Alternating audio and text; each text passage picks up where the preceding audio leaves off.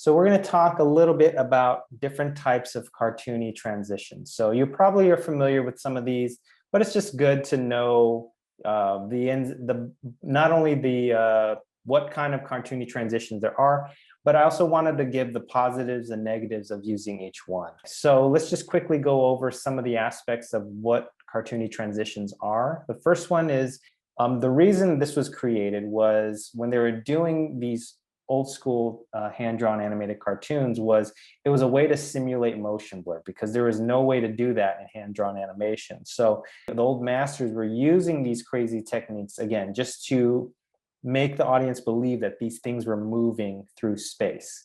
The green one says, used to visually ease the eye between two poses because the transition time is so small. Number 3 / blue.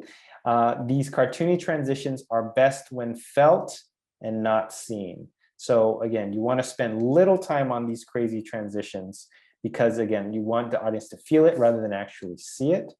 And then lastly, because we're going to be in full control over these transitions, it's just added entertainment for if anyone ever wants to frame by frame through your shots. So that's kind of the fun. It's like, these are the things I like to add because no one will really quite see them unless they actually take the time to frame through my shot and they'll be like, oh my God, I can't believe he did that.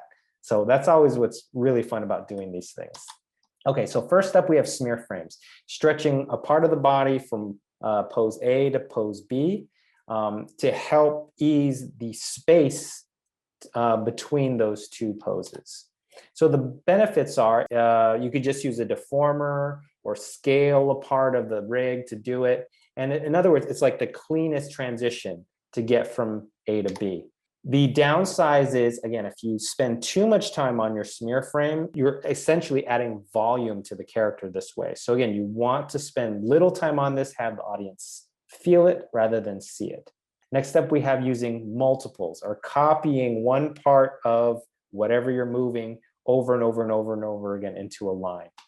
It's really quite easy to do. You just have to either bring in multiple parts of the rig, or you can just copy and paste it sometimes depending on how your rig is brought into your scene.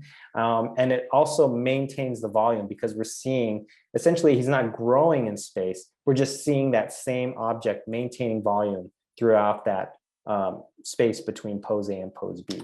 The downside though of using this is, again, depending on how your scene is and how dense the rig is, if you have 20 copies of your rig in there, it could really slow down your scene. You want to be very careful about if you want to use multiples or not, and figure out the most time saving way of putting in those multiple parts of a character. And also, it could be distracting seeing like 30 heads in a row if, again, the audience sees it rather than feels it. Okay, so the next one is going to be the idea of lead and follow, where it kind of takes a little bit of the idea of the smear frame, but it's a little bit more of an organic way to get from A to B. So it's the idea of taking one character who's going to go from A to B, one part of their body is leading and the other one is following behind it. So let's watch another clip from that movie I recommended, Cats Don't Dance. And so we're going to be looking at this guy here and watch his cartoony transitions. I'm in a bit of a jam. Too bad. Can't find a female cat for the art picture. Tough tabby. So guess who gets to fill in? You? Nah, I only fill in for those dashing Clark Gable types. Frankly, Clark, I don't give a... Sawyer. I'm a secretary, not an actress. Come on, I'll give you Sundays I off. never work Sundays. Hey, double time. Triple time. Triple time. Is there an echo in here? You're pushing me? No, John. And one thing I did want to bring up is that, you know, all of these transitions are a lot of fun, but they all still are character-based. So him having these super quick transitions and the other characters don't have them in the scene, which tells us that he's the one that's a little bit more manic, energetic, and the most enthusiastic of that scene. So it is all based in terms of the character and the story. It's not just put in there willy-nilly. Here's the main stuff I wanted to show you. So we're going to have him transition from screen right to screen left. So we're going to have one part of his body lead and one part of his body follow. So if we just frame by frame through this stuff, you could see his head's leading, his body is following.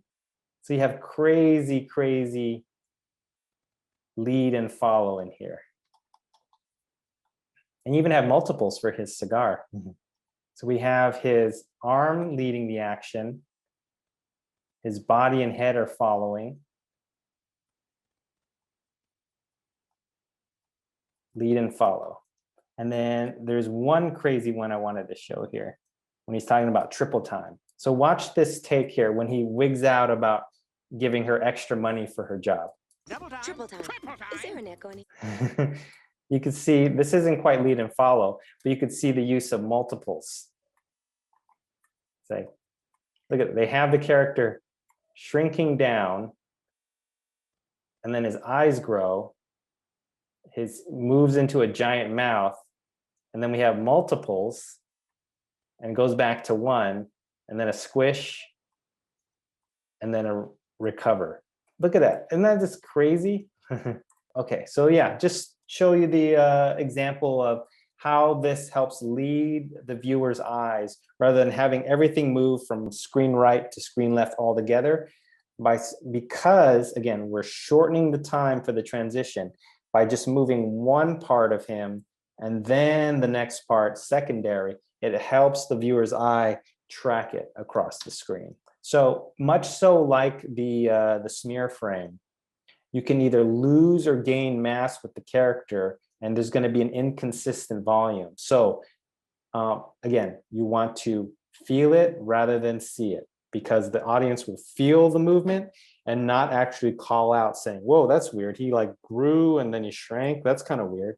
But it happens so fast, they're just going to accept it. And that's kind of the magic of animation, is like when you think like, I don't know if this will quite work or if I can't quite get away with this. And then it does, it's super satisfying. So you can even use it for individual body parts. So this is a scene I did in the first Rio where I did a take of the hang glider wigging out when Blue the macaw comes crashing in on him. So we have the same idea. We have a pose A on the left, pose B on the right, but this time the top of the head is leading the action, followed by his jaw below him. So you can even do this for individual body parts as well. The last transitions we want to talk about is isolated movement. So this is exaggerating how much movement is in one area and simplifying how much movement is in another area. So we're going to look at a classic Ichabod Crane short.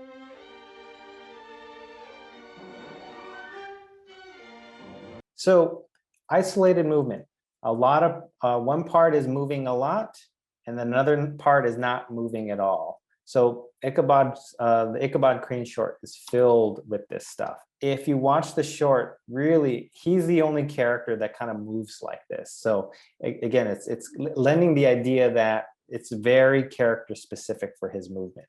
So having this isolated movement style, what does it do? It easily guides the viewer's eyes to the area that is not moving because it is contrasted with everything else around it that is moving a lot. So there's the scene with him, throwing the presents on his back there, where only his arm is moving in the presents, but his body and his head are completely still. So the downside of overusing this is, number one, it can make the still parts too rigid. So you have to make sure that you're moving it enough, but you don't feel like the body is completely dead. And then second, you want to make sure you handle it with control, because if you do too much movement on the area that's moving, you could easily lose the viewer and they don't know exactly where to look. Am I supposed to be looking at the stuff that's moving, or am I supposed to look at the stuff that's still? So it's very tricky balance to make sure you're guiding the viewer's eyes at the right specific area.